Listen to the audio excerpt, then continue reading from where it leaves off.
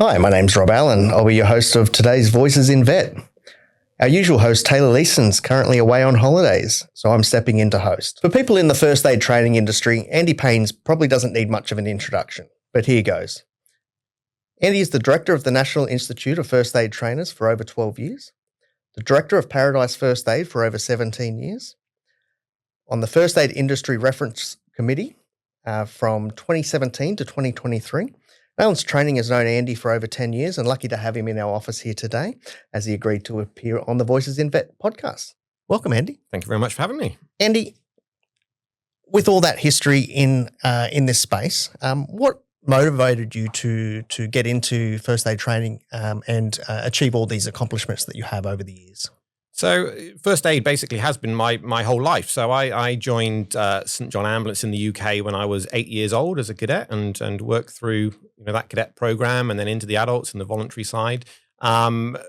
So first aid has always been there, I suppose. But the thing that really sort of instilled that this was the path that I wanted to go down was when I had to resuscitate an elderly neighbour. Well, unfortunately, didn't resuscitate them. They were very, very old and had a massive heart attack. But I needed to perform CPR on them for sort of 20 or 30 minutes. And after that, I think that probably was a driver for me going into what I then did after. So I continued on and did a diploma in public and emergency services, trained as an emergency medical technician, worked in the UK in a regional trauma centre for 3 years. And was planning to then go on further to do my my paramedic training. But unfortunately, this very nice Australian girl walked into my life at that point and dragged me kicking and screaming all the way over here to the Gold Coast in Queensland. And at that point, when I was coming over, I actually couldn't join any of the public services because of my visa restrictions. And that's when I first started doing some training. So we set up Paradise First Aid as a simple, train people from my living room and then grew from there. So the RTO has been, as you mentioned before, around for some years now, and we continue to do a lot of training. But the key thing that I found running a first aid training business, certainly back when we started, was that there wasn't anywhere to go to keep upskilled. There wasn't a lot of opportunity for professional development. Every professional development that I could see was done internally. You had to be, a member of a big organization. So that's where we then started NIFAT. It was just reaching out to some industry colleagues. I did some work with St John here in Queensland as their state operations officer for a lot of the major events, had some good contacts and just said, hey, how do you feel about just doing some short presentations that we can just send out to our trainers and our partners at that point? And they said, yeah, that'd be great. And so we went on from there. And I think that NIFAT has really grown and took off because people were looking for places to get PD. Yeah.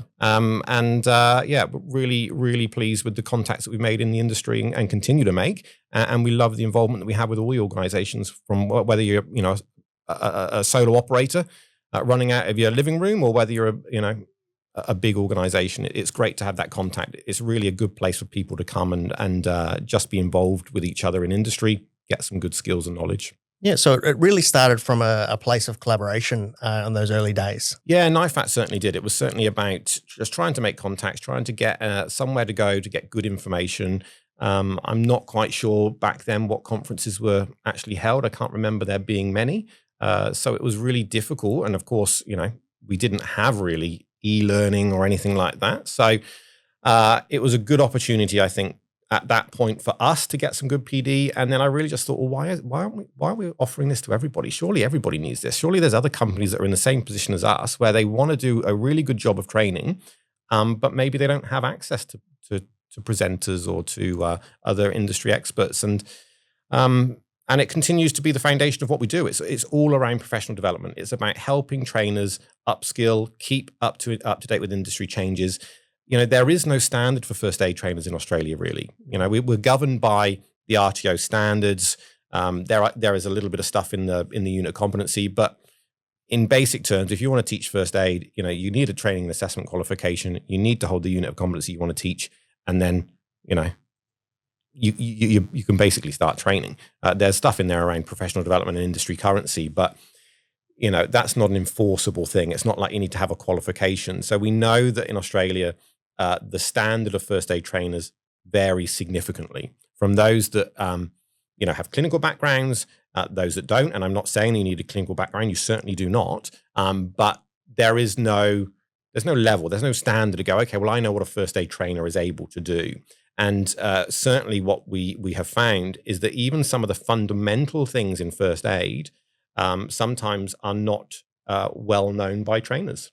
It might be that they've been trained wrong or incorrect, or they've picked up some myths in the past and are now continuing to train that. So I think NIFAT is about just making sure that people have access to high quality, good information. Yeah, no, absolutely. And professional development is crucial, regardless whether you've come from a clinical background or not, because that continual education will continue to just drive quality training and quality outcomes for students. So, having options available from, organizations such as NIFAT and others for professional development is just what I think is crucial for a trainer's development from the ground up. But even if they've come from that clinical background as well, that's right. It's not necessarily about the fundamentals of first aid, but delivering training. Yep. Tapping into from the vocational side of thing. Actually making sure that what's being delivered is actually relevant. And consistent as well. That's the other thing. I think that the industry really needs to focus in on that consistency of training. It's about coming back to the very basics. What does the guideline say? Learning things from other people is great, but you've got to make sure that it's right. So if you're going to teach me how to do something, then I should be able to go to someone else and they're going to teach me the same or very, very similar, not something they made up because they think it's better. It needs to be backed by evidence. It needs to be backed by data. So I think consistency is really something that we try and strive for with NIFAT. Upskilling, uplifting people's knowledge and skills, and trying and get some of that consistency with training. Yeah, no, absolutely, and couldn't agree more. But having the fundamentals of first aid and education coming together. But as you said, as we continue to grow people and uplift and we bring the standard up across the industry. Yeah, absolutely. Yeah, that's right. And certainly one of the things that we've identified is that some of the topics that we cover, we probably do need to split them into separate webinars. One being the fundamentals, and one being some sort of advanced stuff.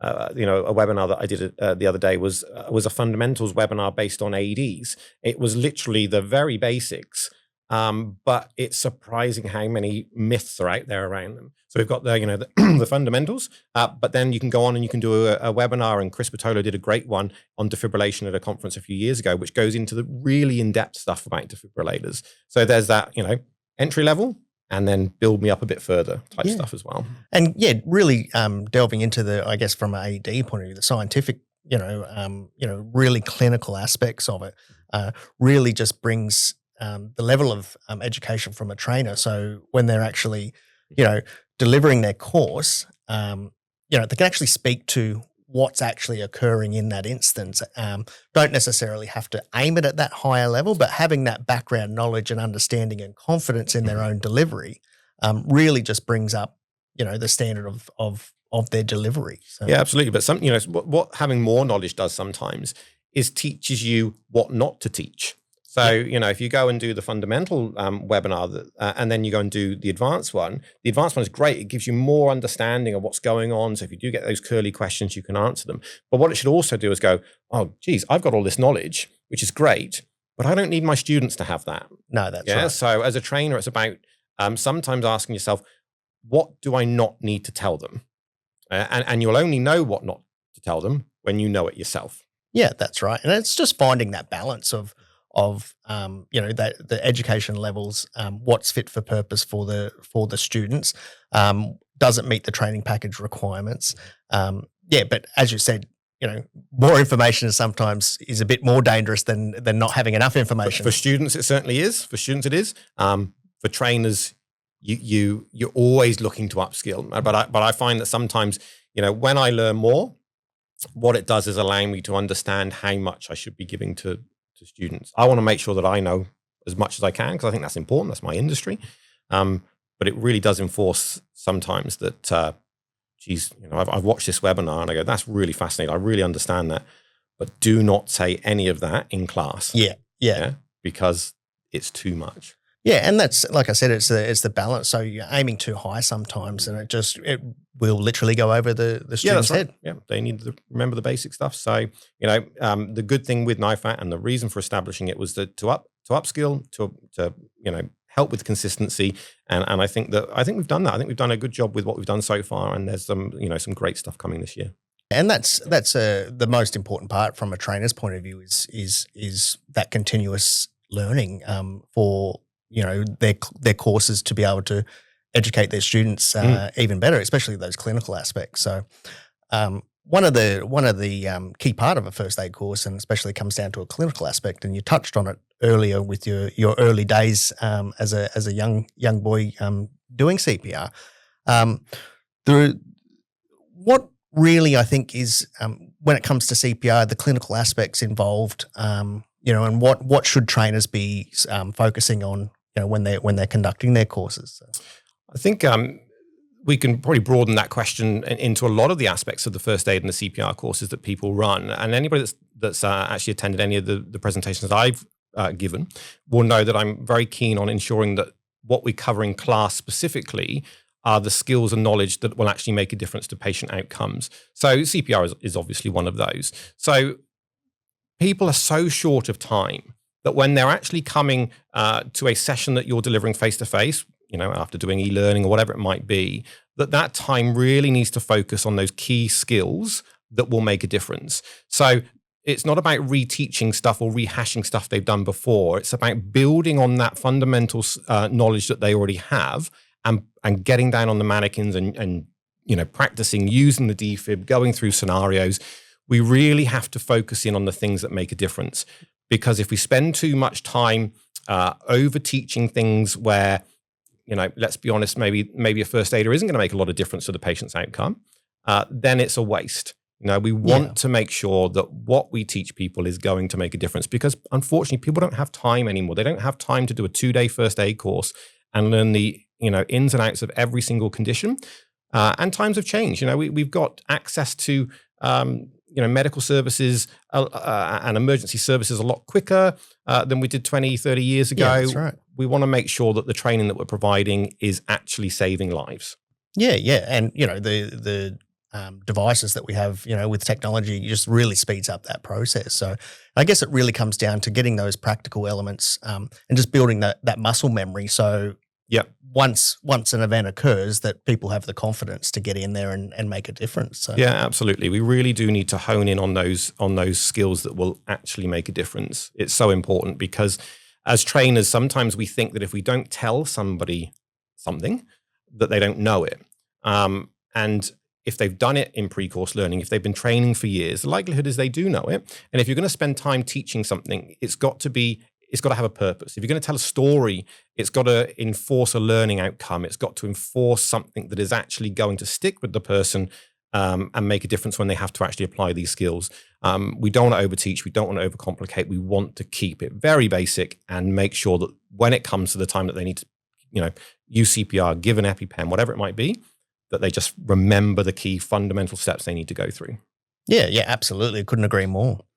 You mentioned the NIFAT conference later on this year. I was lucky enough to be at the past 2 conferences in Gold Coast and in Cairns. This year you've moved down to Adelaide to share the love around. What are some of the most important things that are going to come out of that conference, and what can we expect this year? I think this year we do have a focus a little bit more on the teaching side of first aid. So we've got a number of sessions, obviously around the clinical aspects and around topics in first aid. But we do have some good presenters and good sessions specifically around BLS education, first aid education, and the teaching, because there's some significant work that's been done by ILCOR, the European Resuscitation Council, to look at actually how do we teach and what do we teach and why do we teach. And coming back to what I mentioned before about understanding the importance of, these people that are here in the classroom, how do we get our bang for our buck? What is going to make the biggest amount of difference with these people when they walk out of here? And a lot of that is going to come down to what we teach. So a good focus on that, really good presenters. We've got Professor Andrew Lockey, coming from the UK. So he's the president-elect of the European Resus Council, heavily involved in ILCOR, has been the chair of the UK Resus Council, and has a very keen focus on education, on BLS education. So we're very lucky to have him. Professor Janet Bray is also coming. She's heavily involved with those same organizations. From a research perspective, she's got some really good information around teaching AD training, looking at how we can use some research and evidence around emergency call taking. We're going to look at some differences in CPR rates on men versus women. We've got a lot of stuff coming about that this year, which we can't go into at the moment, but the conference is going to be the place where you'll learn a lot more about that. We've also got a really good workshop actually the night before the main conference that is being run by Professor Hugh Grantham, which again has that education focus. So it's looking at how are we actually teaching and what is the evidence telling us around that. So education, teaching, big focus, but as always, lots of other topics around the clinical stuff. So we've got the Heart Foundation there. We've got Allergy and Anaphylaxis Australia. So Maria Stead's going to come and give us a bit of an update on the anaphylaxis landscape, because as you guys would know, there's been some significant changes this year in that area. Yeah, absolutely. And we've got some stuff on poisons. We've got Dr. Finn McNeil coming, who's the first aid convener for ARC. Going to look at some stuff on opioid overdose, the use of naloxone, and some guideline changes. And to be honest, it's absolutely packed. So there are lots of sessions this year. And what we've tried to do is use the presenters that we have got. I hate to use the word flog them, but whilst they're there, we're going to flog them and get as much knowledge out of them as we can, because it's a great opportunity to get some professionals, from ARC, from ILCOR, that can actually give it to us straight and learn some latest techniques, latest research, latest evidence, whatever it might be. Yeah, amazing. And it really does sound like the speakers that will be at the event will be phenomenal. And going back to what we mentioned earlier about that professional development for first aid trainers, to get the most current and up-to-date information, especially with statistics to back up what, and tell us what the data is saying. It's only going to make the trainers more knowledgeable and flow onto their students. So it sounds amazing. With the introduction of the 2025 RTO standards, how do you feel that first aid training is slotted into those standards, and how can we best support students? I think that my opinion on the standards has been consistent throughout the changes of standards and the changes of regulators. If you are doing good quality training, if you are keeping up with industry needs, if you are keeping up with industry changes, if you are maintaining professional development, if your focus is on people learning stuff and being able to actually go out there and confidently apply first aid, then the standards really should write themselves, or your policies, processes, procedures should write themselves based on that. They are very outcome focused. So for me, that's where I start. I go, okay, well, what is it we want? What is it that we are trying to achieve? What are our students getting? And if we work back from that, we should be able to align the standards, whether it's the 2025 standards, the 15 standards, the standards that will come out in another 5 years' time, whatever they will be. Those that have been in the industry long enough will know that the key to the standards, or the fundamentals of the standards, always remains the same. It's about good student outcomes. So if you continue to focus on that, really the standards are a byproduct, or your processes, your policies are a byproduct, and you've got to reference them. You've got to evidence them. But if you're doing a good job, then you're probably meeting all the standards anyway. I think that if you go in and you look at the standards and you write policies and procedures in order to map against them and to try and meet them, that's probably the wrong way of looking at it. I would start at the other end, start at the outcomes. What do you want? Are you doing a good job? And then just work back from there and see where you land. And I'm not a compliance expert. I've been around the standards a little bit. So I encourage anybody that's doing any work with those standards just to consult with somebody that really knows the intricacies of them. But do a good job. You're probably doing all right. Yeah, no, absolutely. And I couldn't agree more. And that's something that we try to do is really focus on those student outcomes and provide confidence for students that are undertaking any of our courses, because they need to make it, a difference in the real world, whether that's in their employment or, a man on the street. So I think that's just a great perspective to have from a training point of view. So couldn't agree more. So thinking ahead, the next 5 to 10 years, where do you think the training industry or first aid training will be headed? With technology evolving as quickly as it is, where do you think the need for first aid training will be in the next 5 to 10 years? Good question. I did leave my crystal ball at home, so I'm not 100% sure. But the issue I think that with technology is that it moves so fast that just as you think you're catching up with something, it's already ahead of you again, specifically in regards to AI. I think that the issues that some organizations are having with bigger qualifications, specifically around AI, for example, we're not going to experience the same sort of things in those short courses. I think that we will continue to be able to use technology for remote training. And I think that's great. I'm a good advocate for things like e-learning, pre-course learning. I think that allows students to really focus on the fundamentals when they actually get to the classroom. I don't see first aid ever becoming a course that can be delivered completely remotely, as in, never having some type of face-to-face contact with the student. And yes, that might mean via Zoom as a technology, but I think there will always be that practical aspect to it. And it comes back to what we mentioned earlier about getting that hands-on experience and that muscle memory and getting the confidence to actually act when the time's right. That's exactly right. And we do have to remember that it is about that. This isn't a course where the outcome is low risk. All right. This is a course where people can be saved if the right skills and knowledge are applied to them. So I think we need to have that contact. We need to have that ability for people to ask questions, because we try and make first aid very simple. You do this, if this happens, you do that, but they're always going to have their questions about, well, what if it's this, or I've experienced that. So having that face-to-face is still important. I think that with the duration of courses reducing, which I don't think is a bad thing. I think we do need to be careful that it doesn't become, the face-to-face doesn't become just a thing we do in order to meet compliance of somebody getting on a mannequin. I think we use that face-to-face time really effectively. But I think that the focus will continue to be on making sure that the skills that we're doing are the ones that actually make a difference. I think you'll find that some of the stuff that we do over the years, and maybe when the units change again, some conditions might be removed. Maybe we might say, hey, you know what? We don't need to worry about this because... Which we've seen in the past. Yeah, exactly right. And I think that's an appropriate thing to do. I think that we need to actually use data to drive what we deliver as part of first aid courses, because there are other courses people can do. It's not about saying, well, this is never going to happen, or you don't need to do this condition because you're never going to see it. It's about thinking, well, provide first aid is really the fundamental first aid course that most people do. We need to make sure that course is absolutely bolstered with the skills and knowledge that people are going to need.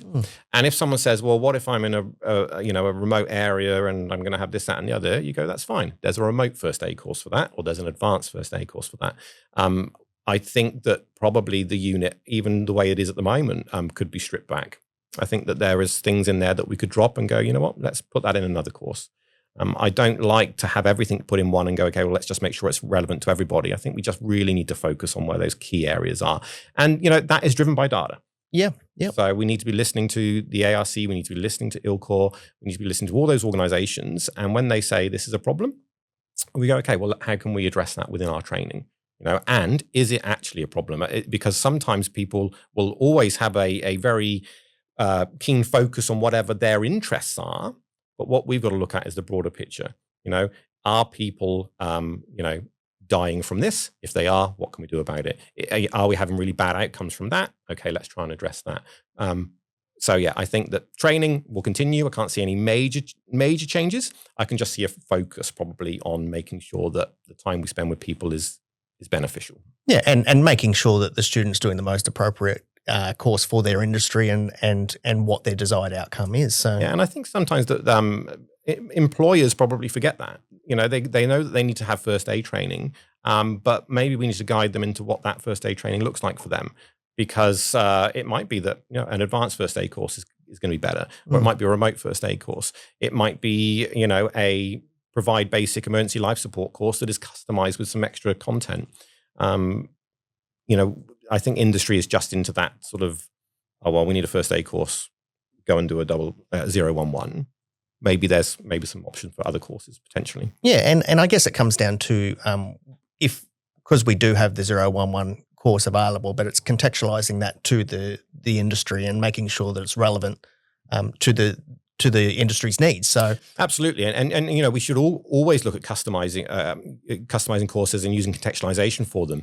The issue with something like 011 is that there's still so much content in there. So we can go, okay, well, we can focus on this part of the course. However, we still actually have to cover these things. And I think that's when the e-learning really is great, because you can cover off, and I always use this as an example, but I'll use it again, needle stick injury or sharps injuries.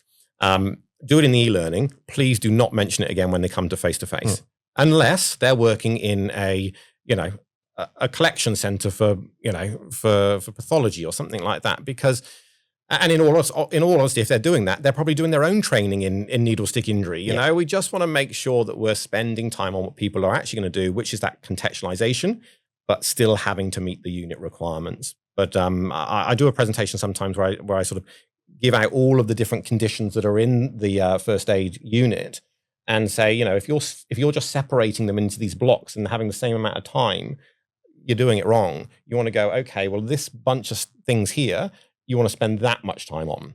Whereas this bit you got for CPR here, we need to be pulling that out. So, when people are training, just ask themselves, is this going to make a difference? If this person actually has to do this in reality, what difference is it going to make to the patient? If it's going to make no difference, move on.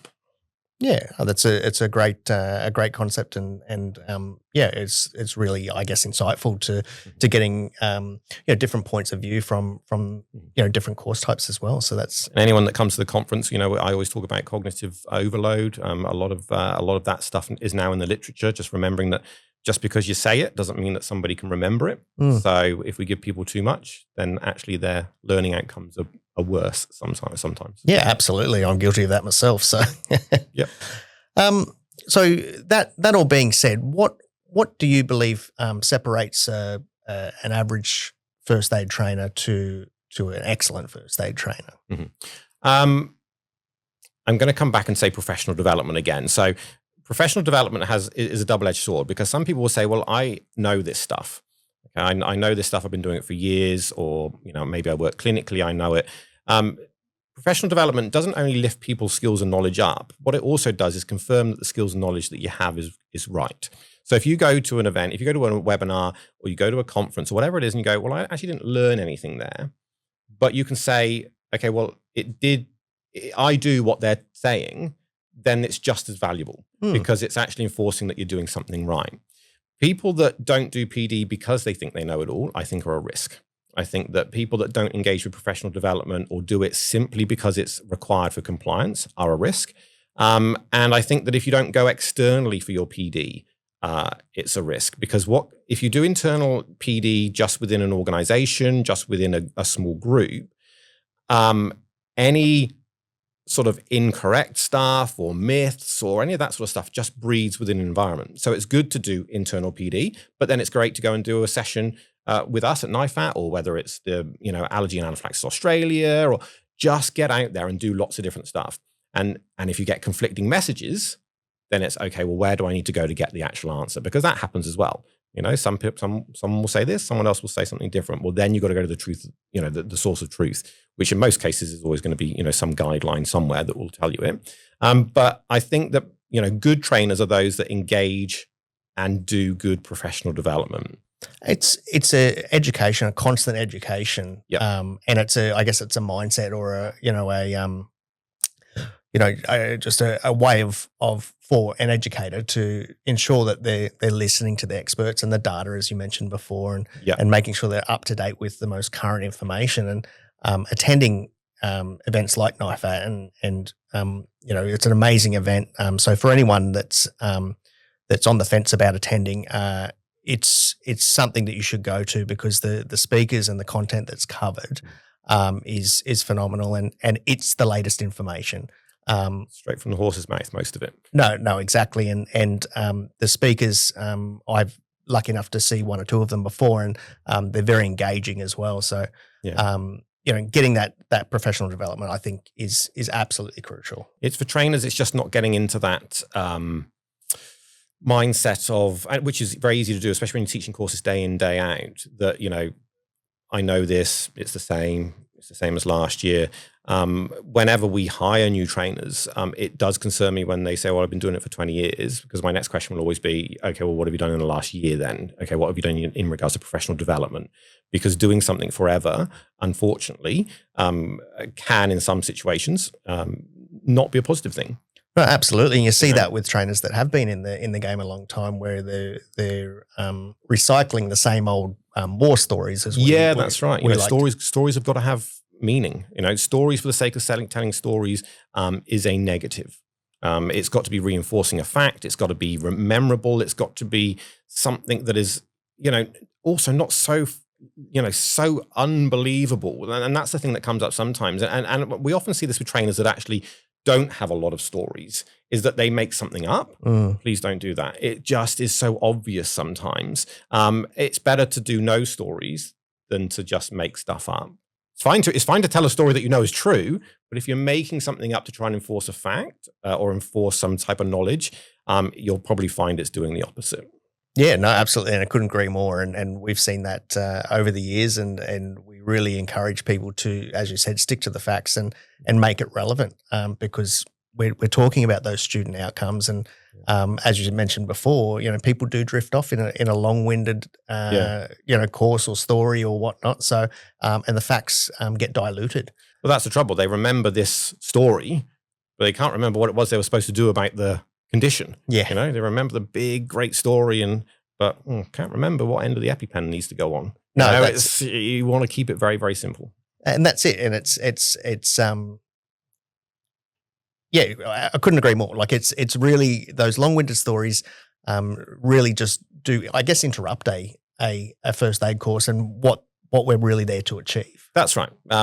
They can be fine when they are used in context. In fact, Jesse, our program manager, who's doing some great things this year, did a presentation on storytelling at our last conference, and the recording is available. So if you've got NIFAT membership and you want to learn a little bit about storytelling in first aid, there is a presentation that you can go and watch online. It gives you some really good tips on using stories, because they can be good if they're used right. If they're used correctly, yeah.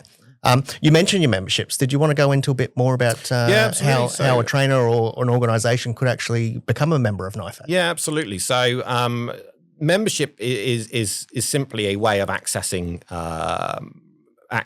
professional development. So whether it's recordings to things that we've done in the past, or whether it's our live events that we run throughout the year. So anybody can go to nifat.com.au, have a look at the education calendar, and it will show you what we've got coming up over the next few months, or actually right to the end of the year. We've got things scheduled too. And then you can also go to the past events, and that's recordings of everything. And there's loads. So there's recordings from previous conferences. There's the PD webinars. An individual membership is about $200 a year, I think. And you get access to all of the recordings, all of the stuff that's there. So that's the main benefit, I suppose, to the NIFAT membership. We do have some other areas that people can access, things like Ask an Expert. So if they can't find an answer to a question, they're able to log in and answer that. If we can't answer it internally, we'll go out to one of our contacts and just say, hey, we've got somebody that's really wants some information about this. And coming up this year, a brand new community, membership community app that will be coming out, where there's access to lots of different things. Yeah, so that's a big project at the moment that's happening with Jesse. We're probably a month or so away from releasing that, but that will have access to resources in there, a community to be able to discuss different things.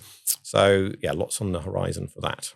Yeah, look, it must keep your team busy, because conferences alone, take countless hours to pull together. But to having that ongoing professional development webinars and things that you do put out through your membership program, to be able to pull those together and make it relevant is a huge undertaking. So yeah, and we're always listening to feedback. So if there's certain things that people are looking for that they can't access let us know. It's likely that we've got a contact that will be able to help. We do have that reach, which is good. So we're always looking to do more and do better. So if you've got an idea for us, let us know. Yeah, and that's just like trainers alike. It's that continuous improvement process for you as an organization as well. So yeah, and I think that that comes back to one of the questions you asked me at the beginning, which was, why did you, or how did NIFAT sort of evolve? And one of the other things that I found very early in the industry is that there wasn't much communication between training providers. People didn't like to share. They didn't like to give away secrets as such, which I just found a really strange concept. It was like, why wouldn't you want to share knowledge? And although, I have done a lot within the first aid industry, whether it's, with the units or what we do with NIFAT, but I don't necessarily see myself as an expert in all of the areas of first aid. Sometimes I think I'm just willing to talk. I'm willing to share.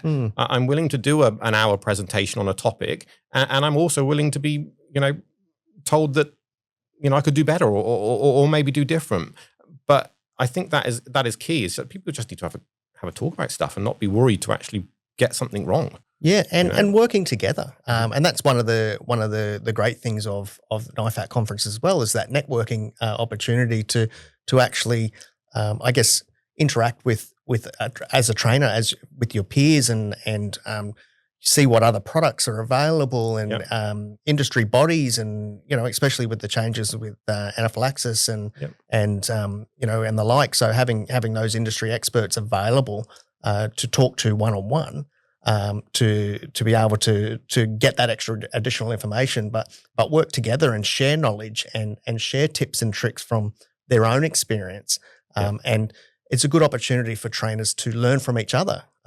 Absolutely, and there's so many conversations that happen at these conferences, and it really is great to see organizations that are competitors just talking to each other around a table, having fun. We try and make our events so much fun because it's a bit of money to come. Most people will need to fly in. But the good thing about the conference is it's the ability to actually sit down and focus on you as a trainer. Focus on your PD. This isn't something that you're just going to have running, on your laptop in the background whilst you're continuing to do work elsewhere. You're actually drilled into this event, listening, getting updates, having those conversations. One of the things that we've got happening this year as well is the pre-conference workshop. So if you actually want to do a bit more than the 2 days of the conference, you've got the ability to come to one of the 3 workshops on the day before. And what are those workshops covering? So we've got Professor Hugh Grantham is doing one around teaching first aid. So really focusing on the education. Then we've got Jess Williams, who is a New South Wales paramedic educator. She's doing a whole session on high quality CPR. So looking at, what does high quality CPR look like? She'll have the high fidelity mannequins there for people to actually use. I think trainers will get a lot out of that. They certainly will. And I know that they're, these workshops already are very popular in regards to people that have registered for them. And then the third one, Chris Patolo, who's been in nurse education for many years, and those that have anything to do with NIFAT will know Chris. He's doing a session that's looking at a number of areas where sometimes you'll go to an ANSCOR guideline and it will say, if trained to do so, take a blood sugar level, or if trained to do so, give intramuscular, glucagon. So he's going to try and go into all those sort of if trained to do so.